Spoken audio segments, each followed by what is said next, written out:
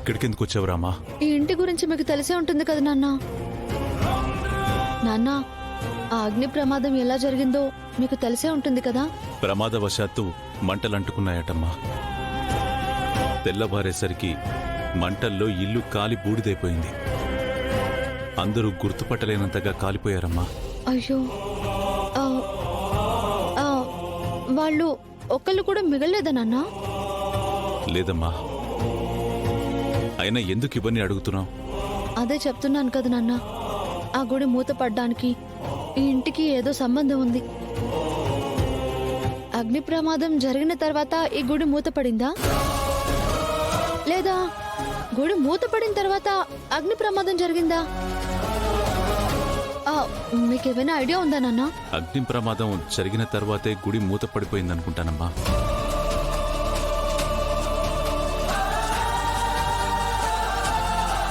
ఇదంతా ఎందుకు అడుగుతున్నావమ్మా? అదే చెప్తున్నాను కదా నాన్న, ఆ గుడి మూతపడ్డానికి ఇల్లు కాలిపోవడానికి ఏదో ఒక సంబంధం ఉంది.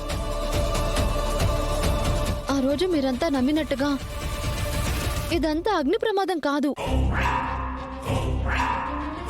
పథకం ప్రకారం చేసిన దుర్మార్గం. ఈ ఇల్లు తగలబెట్టి ఈ ఇంట్లో ఉన్న వాళ్ళందరినీ కాల్చి బూడిద చేసి గుడి తలుపులు కూడా మూసేశారు నాన్న.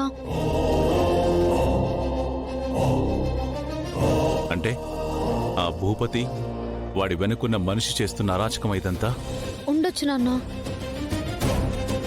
నా ఊళ్ళో నాకు తెలియకుండా ఇంత కుట్ర జరిగిందా? వాడు తెర వెనక ఉండి కథ నడిపిస్తున్నాడు. మీకు ఎదురుపడే ధైర్యం ఉండుంటే వాళ్ళు ఎప్పుడో ఈ వెలుగులోకి వచ్చేవాళ్ళు. పిరికి పందలు నాన్న వాళ్ళు. అసలు వాళ్ళు వీళ్ళని ఎందుకు చంపారు? గుడిని ఎందుకు మూయించేశారు? దీని వెనక జరుగుతున్న కుట్రేంటో నాకు తెలియాలి నాన్న. రఘురామ్ గారు, ఎవరు? ఎవరో పిలుస్తున్నారు నాన్న. ఏమోనమ్మా, నువ్వు ఇక్కడే ఉండు, నేను వెళ్ళి చూసొస్తాను. సరే.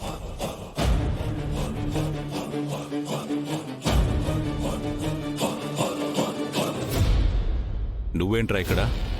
ఇంతకాలం ఊరి పెద్దగా చెలామణి చేశారు, ఇప్పటికీ చేస్తున్నారు. మీకెవ్వరూ అడ్డు రావటం లేదు. కానీ నియోజకవర్గం జోలికి మాత్రం రాకండి.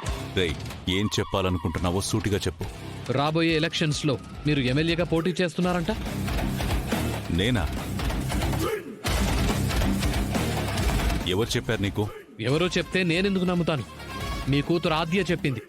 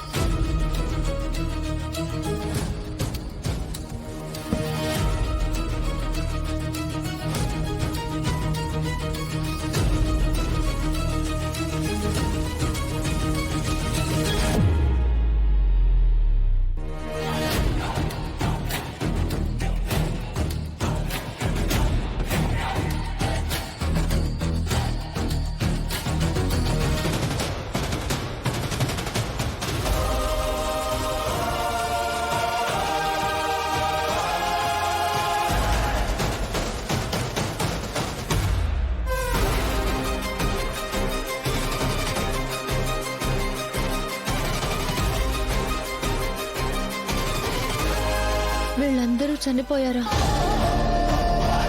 పిల్లలు చూడముచ్చటగా ఉన్నారు.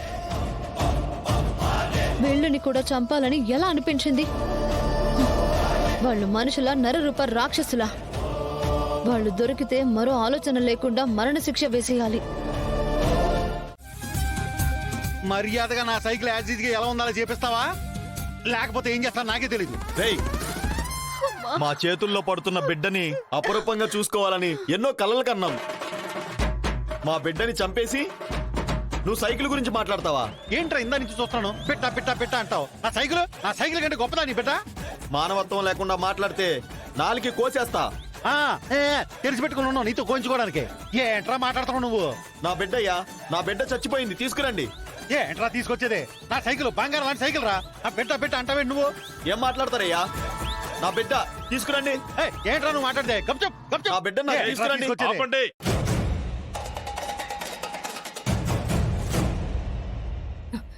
ఏమండి మీరు కూర్చోండి, నెమ్మదిగా ఉండండి. వీళ్ళేంటి ఎంత సీరియస్ గా ఉన్నారు? అంటే న్యాయం అటువైపు చెప్తారా? లేదు, ఇంకా ఓవర్ చెయ్యాలి, లేకపోతే పనవదు. ఎందుకండి అంత గట్టిగా అరిచారు?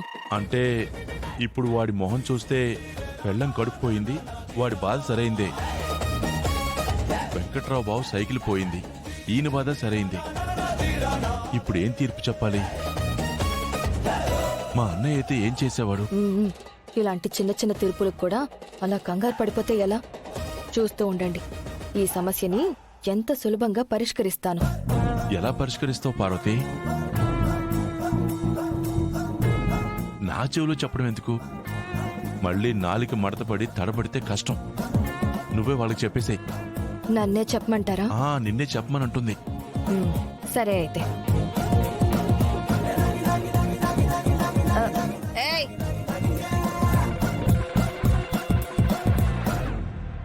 మీ గొడవ నాకు అర్థమైంది, నేను తీర్పు చెప్తా.